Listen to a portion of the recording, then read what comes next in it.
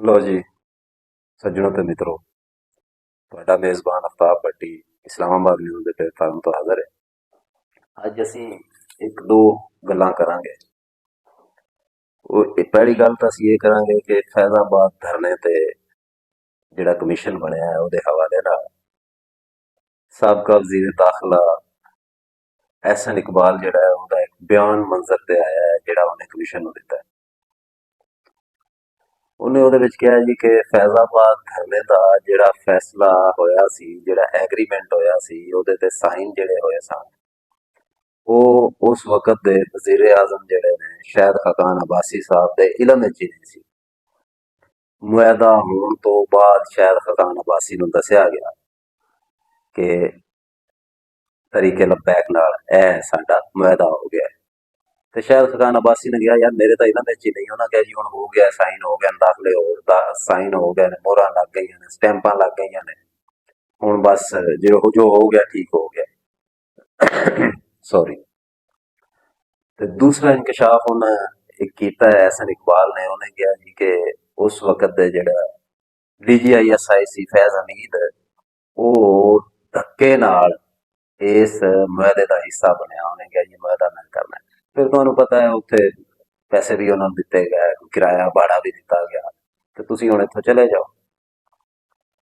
ਤੇ ਉਹਦੇ ਤੇ ਹੁਣ ਕਮਿਸ਼ਨ ਬਣ ਗਿਆ। ਦੇਖੋ ਇਸ ਕਮਿਸ਼ਨ ਵਿੱਚੋਂ ਕੀ ਨਿਕਲਦਾ ਹੈ। ਤੇ ਦੂਜੀ ਗੱਲ ਇਹ ਕਰਨੀ ਸੀ ਕਿ ਜਿਹੜਾ ਸਾਡਾ ਹੈ ਸ਼ੇਰ ਅਫਜ਼ਲ ਮਰਬਤ, ਉਹ ਜਿਹੜਾ ਵੜ ਗਿਆ ਤੋਂ ਮਸ਼ਹੂਰ ਹੋਇਆ ਹੈ, ਉਹਨੇ ਗਰੀਦਾ ਫਰੂਕੀ ਦੇ ਇੱਕ ਪ੍ਰੋਗਰਾਮ ਦੇ ਵਿੱਚ 2 ਦਿਨ ਪਹਿਲੇ ਗੱਲ ਕੀਤੀ ਹੈ ਜੀ ਕਿ ਜਿਹੜੀ ਰਜੀਮ ਚੇਂਜ ਸੀ ਨਾ, ਇਮਰਾਨ ਖਾਨ ਨੂੰ ਜਿਹੜਾ ਕੱਢਿਆ ਗਿਆ ਸੀ, ਉਹਦੇ ਵਿੱਚ ਜਿਹੜਾ ਸਾਊਦੀ ਸ਼ਹਿਜ਼ਾਦਾ ਹੈ ਇਹਦਾ ਇਹ ਵੀ ਮੁਲਵਸ ਹੈ, ਇਹ ਵੀ ਉਹਦਾ ਕਿਰਦਾਰ ਹੈ। ਮੈਨੂੰ ਸਮਝ ਨਹੀਂ ਆਉਂਦੀ। ਇਹ ਡੋਨਾਲਡ ਲੂ ਤੋਂ ਸ਼ੁਰੂ ਹੋਏ, ਅਮਰੀਕਾ ਤੋਂ ਸ਼ੁਰੂ ਹੋਏ, ਫਿਰ ਇਹਨਾਂ ਨੇ ਕਿਹਾ ਜੀ ਸ਼ਬਾਜ਼ ਸ਼ਰੀਫ ਨੇ ਕੱਢਿਆ, ਫਿਰ ਇਹਨਾਂ ਨੇ ਕਿਹਾ ਜੀ ਸਾਨੂੰ ਬਾਜਵਾ ਸਾਹਿਬ ਨੇ ਕੱਢਿਆ ਹੈ, ਫਿਰ ਇਹਨਾਂ ਨੇ ਕਿਹਾ ਜੀ ਸਾਨੂੰ ਜਿਹੜਾ ਹੈ ਉਹ ਸਊਦੀਆ ਨੇ ਕੱਢਿਆ ਹੈ, ਫਲਾਣੇ ਨੇ ਕੱਢਿਆ ਹੈ। ਯਾਰ ਜੀ ਵੈਸੇ ਸਟੋਰੀ ਹੈ। ਔਰ ਮਜ਼ੇ ਦੀ ਗੱਲ ਇਹ ਹੈ ਕਿ ਸ਼ੇਰ ਅਫਜ਼ਲ ਮਰਬਤ ਇਹ ਗੱਲ ਵੀ ਉਸ ਵਕਤ ਕਰ ਰਿਹਾ ਹੈ ਜਿਸ ਵਕਤ ਸਾਊਦੀ ਸ਼ਹਿਜ਼ਾਦਾ ਪਾਕਿਸਤਾਨ ਆਇਆ ਹੈ ਔਰ ਪਾਕਿਸਤਾਨ ਦੇ ਦੌਰੇ ਤੇ ਸੀ। ਤੇ ਉਦੋਂ ਉਹ ਇੱਥੇ ਸਰਮਾਇਆਕਾਰੀ ਵੀ ਕਰਨਾ ਚਾਹ ਰਿਹਾ ਸਾਊਦੀਆ। ਐਸੇ ਵਕਤ ਦੇ ਵਿੱਚ ਇਸ ਤਰ੍ਹਾਂ ਦੀ ਗੁਫ਼ਤਗੂ ਕਰਨਾ ਜਾਂ ਇਸ ਤਰ੍ਹਾਂ ਦਾ ਬਿਆਨ ਦੇਣਾ ਅਜੀਬ ਹੀ ਮੈਨੂੰ ਤਾਂ ਲੱਗਾ ਹੈ। ਤੇ ਬਾਕੀ ਦੂਜੀ ਗੱਲ ਇਹ ਹੈ ਕਿ ਜਦੋਂ ਵੀ ਇਸ ਤਰ੍ਹਾਂ ਦੀਆਂ ਤੁਸੀਂ ਹਰਕਤਾਂ ਕਰੋਗੇ ਨਾ, ਖਾਸ ਕਰਕੇ ਮੈਂ PTI ਵਾਲਿਆਂ ਨੂੰ ਕਹਿ ਰਿਹਾ ਹਾਂ, ਤੇ ਉਹਨਾਂ ਦਾ ਫਾਇਦਾ ਕੋਈ ਨਹੀਂ ਹੋਏਗਾ, ਉਹਨਾਂ ਦਾ ਨੁਕਸਾਨ ਹੋਏਗਾ। ਔਰ ਉਹ ਨੁਕਸਾਨ ਜਿਹੜਾ ਹੈ ਉਹ ਸਿਰਫ ਸਿਆਸਤਦਾਨਾਂ ਦਾ ਜਾਂ ਮੁਲਕ ਦਾ, ਸਿਆਸਤਦਾਨਾਂ ਦਾ ਨਹੀਂ ਹੋਏਗਾ, ਪੂਰੇ ਮੁਲਕ ਦਾ ਹੋਏਗਾ, 22 ਕਰੋੜ ਆਵਾਮ ਦਾ ਹੋਏਗਾ। ਖਾਨ ਸਾਹਿਬ ਦਾ ਇਹ ਕਹਿੰਦੇ ਨੇ ਜੀ ਕਿ ਬਸ ਮੈਂ ਹੀ ਮੈਂ ਹੋਵਾਂ, ਔਰ ਇਸ ਅਦਾਲਤੀ ਨਿਜ਼ਾਮ ਦੇ ਵਿੱਚ ਚੱਕਰ ਵਿੱਚ ਸੀ ਖਾਨ, ਬਸ ਉਹ ਕਹਿੰਦਾ ਮੈਂ ਹੀ ਮੈਂ ਹਾਂ, ਹੋਰ ਕੋਈ ਵੀ ਨਹੀਂ। ਇਸ ਤਰ੍ਹਾਂ ਨਹੀਂ ਹੁੰਦਾ ਖਾਨ ਸਾਹਿਬ। ਗੱਲ ਇਹ ਹੈ ਕਿ ਜਿੰਨੀ ਦੇਰ ਤੱਕ ਇਮਰਾਨ ਖਾਨ ਸਾਹਿਬ ਰਿਆਸਤ ਔਰ ਸਿਆਸਤ ਦੇ ਨਾਲ ਗੱਲ ਨਹੀਂ ਕਰਨਗੇ, ਉਨੀ ਦੇਰ ਤੱਕ ਇਹਨਾਂ ਨੂੰ ਰੱਤੀ ਝੰਡੀ ਦਿਖਾਈ ਜਾਏਗੀ। ਇਹ ਭਾਵੇਂ ਜਿੰਨੀਆਂ ਵੀ ਸਾਰੀਆਂ ਝੰਡੀਆਂ ਜਿਹੜੀਆਂ ਨੇ ਉਹ ਵਿਖਾਉਂਦੇ ਰਹਿਣ, ਉਧਰੋਂ ਇਹ ਗੋਡਿਆਂ ਨੂੰ ਹੱਥ ਲਾਉਂਦੇ ਨੇ ਐਸਟੈਬਲਿਸ਼ਮੈਂਟ ਦੇ, ਤੇ ਉਧਰੋਂ ਇਹ ਅੱਖਾਂ ਵਿਖਾਉਂਦੇ ਨੇ। ਇਸ ਤਰ੍ਹਾਂ ਨਹੀਂ ਹੁੰਦਾ। ਜਿੰਨੀ ਦੇਰ ਤੱਕ ਖਾਨ ਜੀ ਤੁਸਾਂ ਸਿਆਸਤਦਾਨਾਂ ਨਾਲ ਤੇ ਰਿਆਸਤ ਨਾਲ ਬਹਿ ਕੇ ਬੰਦਿਆਂ ਵਾਲੀ ਤੇ ਪੱਕੀ ਪੀੜੀ ਕੋਈ ਗੱਲ ਨਹੀਂ ਕਰਨੀ, ਉਨੀ ਦੇਰ ਤੱਕ ਤੁਹਾਡੇ ਵਾਸਤੇ ਲਾਲ ਝੰਡੀ ਹੈ। ਭੁੱਲ ਜਾਓ ਕਿ ਤੁਸੀਂ ਫਿਰ ਵਜ਼ੀਰ ਆਜ਼ਮ ਬਣੋਗੇ ਇਸ ਮੁਲਕ ਦੇ।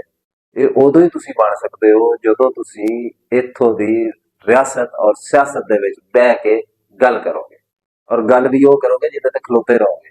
ਇਹ ਨਹੀਂ ਕਿ ਅਗਲੇ ਟਾਈਮ ਹੋਰ ਗੱਲ ਕੀਤੀ ਤੇ ਪਿਛਲੇ ਟਾਈਮ ਹੋਰ ਕੀਤੀ ਤੇ ਸ਼ਾਮ ਨੂੰ ਹੋਰ, ਕਿਉਂਕਿ ਖਾਨ ਸਾਹਿਬ ਦਾ ਵਤੀਰਾ ਇਹ ਹੀ ਹੈ। ਜਿੰਨੀ ਦੇਰ ਤੱਕ ਇਹ ਐਸਟੈਬਲਿਸ਼ਮੈਂਟ ਇਹਨਾਂ ਨੂੰ ਮੋਢੇ ਤੇ ਪਾਈ ਰੱਖਿਆ, ਉਸ ਐਸਟੈਬਲਿਸ਼ਮੈਂਟ ਚੰਗੀ ਹੁੰਦੀ ਸੀ। ਉਸ ਟਾਈਮ ਇਹ ਸਾਰੇ ਕਹਿੰਦੇ ਸਨ ਕਿ ਬਾਜਵਾ ਜਿਹੜਾ ਹੈ ਇਹ ਕੌਮ ਦਾ ਬਾਪ ਹੈ, ਸਾਡਾ ਵੀ ਪਿਓ ਹੈ, ਜਾਂ ਇਹ ਕੁਰਸੀ ਤੋਂ ਥੱਲੇ ਜਾਂਦੇ ਗਏ ਨੇ ਤੇ ਬਾਜਵਾ ਜਿਹੜਾ ਉਹ ਵੀ ਠੀਕ ਨਹੀਂ ਰਿਹਾ। ਤੇ ਆਰਮੀ ਚੀਫ ਜਿਹੜਾ ਹੁਣ ਹੈ ਨਾ ਇਸ ਟਾਈਮ ਹਾਫਿਜ਼ ਸਾਹਿਬ, ਉਹਨਾਂ ਨੂੰ ਵੀ ਉਹ ਤਨਕੀਦ ਦਾ ਨਿਸ਼ਾਨਾ ਬਣਾਈ ਜਾ ਰਿਹਾ ਹੈ ਇਮਰਾਨ ਨਾਲ ਬਹਿ ਕੇ। ਯਾਰ ਕਿਉਂ ਸਾਡੇ ਮੁਲਕ ਦੇ ਨਾਲ ਤੁਸੀਂ ਸਿਆਸਤਦਾਨਾਂ ਨਾਲ ਮਜ਼ਾਕ ਕਰਦੇ ਹੋ? ਸਿਆਸਤਦਾਨ ਸਾਰੇ ਹੀ ਇਸੇ ਤਰ੍ਹਾਂ ਦੇ ਨੇ, ਸਾਰੀਆਂ ਪਾਰਟੀਆਂ ਹੀ ਇਸੇ ਤਰ੍ਹਾਂ ਦੀਆਂ ਨੇ। ਹਰ ਪਾਰਟੀ ਆਪਣੇ ਮਫਾਦ ਵਾਸਤੇ ਕੰਮ ਕਰ ਰਹੀ ਹੈ, ਇੱਥੇ ਆਵਾਮ ਦੇ ਮਫਾਦ ਵਾਸਤੇ ਕੰਮ ਨਹੀਂ ਕਰ ਰਹੀ। ਇਹ ਸਾਡੇ ਨਾਲ ਬਾਂਦਰ ਕਿੱਲਾ ਖੇਡ ਰਹੇ ਨੇ, ਔਰ ਇਸ ਬਾਂਦਰ ਕਿੱਲੇ ਦੀ ਜਦੋਂ ਪੁੱਠਾ ਗੇੜ ਗਿਰਨਾ ਹੈ ਨਾ, ਤੇ ਫਿਰ ਇਹਨਾਂ ਸਿਆਸਤਦਾਨਾਂ ਨੂੰ ਤੇ ਇਹਨਾਂ ਸਾਰਿਆਂ ਨੂੰ ਪਤਾ ਨਹੀਂ ਲੱਗਣਾ ਕਿ ਕਿਧਰੋਂ ਕਿਧਰੋਂ ਲਿੱਤਰ ਪੈ ਰਹੇ ਨੇ। ਮੈਂ ਕਹਿਣਾ ਕਿ ਤੁਸੀਂ ਸਾਰੇ ਸਿਆਸਤਦਾਨ ਔਰ ਰਿਆਸਤ ਸਭ ਇਕੱਠੇ ਬਹਿ ਕੇ ਖੁਦਾ ਵਾਸਤੇ ਮੇਰੇ ਵਧਿਆ ਹੱਥਾਂ ਲੋ ਵੇਖ ਲਓ, ਤੁਸੀਂ ਇਸ ਕੋਈ 22 ਕਰੋੜ ਆਵਾਮ ਦਾ ਸੋਚ ਲਓ, ਜਿਹੜੀ ਵਿਚਾਰੀ ਸਵੇਰ ਦਾ ਖਾਂਦੀ ਹੈ ਤੇ ਸ਼ਾਮ ਦੇ ਬਾਰੇ ਸੋਚਦੀ ਹੈ। ਅਜੀਬ ਹਾਲਾਤ ਨੇ ਇੱਥੇ, ਅੱਲਾ ਮਾਫ ਕਰੇ, ਖੁਦਾ ਦਾ ਨਾਂ ਜੇ ਕੋਈ ਆਵਾਮ ਦਾ ਸੋਚੋ। ਤੁਸੀਂ ਆਪਣੀ ਆਪਣੀ ਸਿਆਸਤ ਦੇ ਪਿੱਛੇ ਪਏ ਔਰ ਆਵਾਮ ਨੂੰ ਵੀ ਲੜਾਈ ਜਾ ਰਹੇ ਹੋ, ਮੁਲਕ ਦੇ ਵਿੱਚ ਤਰੱਕੀ ਵੀ ਨਹੀਂ ਹੋਣ ਦਿੰਦੇ ਪਏ ਔਰ ਕੰਮ ਵੀ ਨਹੀਂ ਹੋਣ ਦਿੰਦੇ ਪਏ। ਜੇ ਕੋਈ ਬੰਦਾ ਉੱਤੋਂ ਆ ਜਾਏ ਤੁਸੀਂ ਉਹਦੇ ਖਿਲਾਫ ਬਿਆਨ ਦੇਣਾ ਸ਼ੁਰੂ ਕਰ ਦਿੰਦੇ ਹੋ। ਤਹਿਰੀਕੇ ਇਨਸਾਫ ਵਾਲਿਆਂ ਹੋ, ਯੂਥੀਆਂ ਹੋ, ਮੈਂ ਅੱਜ ਤੱਕ ਇਹ ਲਫ਼ਜ਼ ਇਸਤੇਮਾਲ ਨਹੀਂ ਕੀਤਾ, ਮੈਂ ਅੱਜ ਹੀ ਕਰ ਰਿਹਾ ਹਾਂ, ਯੂਥੀਆਂ ਹੋ, ਜਿੰਨੀ ਦੇਰ ਤੱਕ ਪਟਵਾਰੀ ਔਰ ਯੂਥੀਏ ਦੀ ਉਸ ਮੈਂਟੈਲਿਟੀ, ਉਸ ਜ਼ਹਿਨੀਅਤ ਦੇ ਵਿੱਚੋਂ ਤੁਸੀਂ ਨਹੀਂ ਨਿਕਲੋਗੇ, ਉਨੀ ਦੇਰ ਤੱਕ ਚੀਜ਼ਾਂ ਠੀਕ ਨਹੀਂ ਹੋਣਗੀਆਂ। ਇਹਦੇ ਨਾਲ ਹੀ ਮੈਨੂੰ ਇਜਾਜ਼ਤ ਦਿਓ ਤੇ ਚੈਨਲ ਨੂੰ ਸਬਸਕ੍ਰਾਈਬ ਜ਼ਰੂਰ ਕਰੋ, ਵੀਡੀਓ ਨੂੰ ਲਾਈਕ ਵੀ ਕਰੋ, ਸ਼ੇਅਰ ਵੀ ਕਰੋ।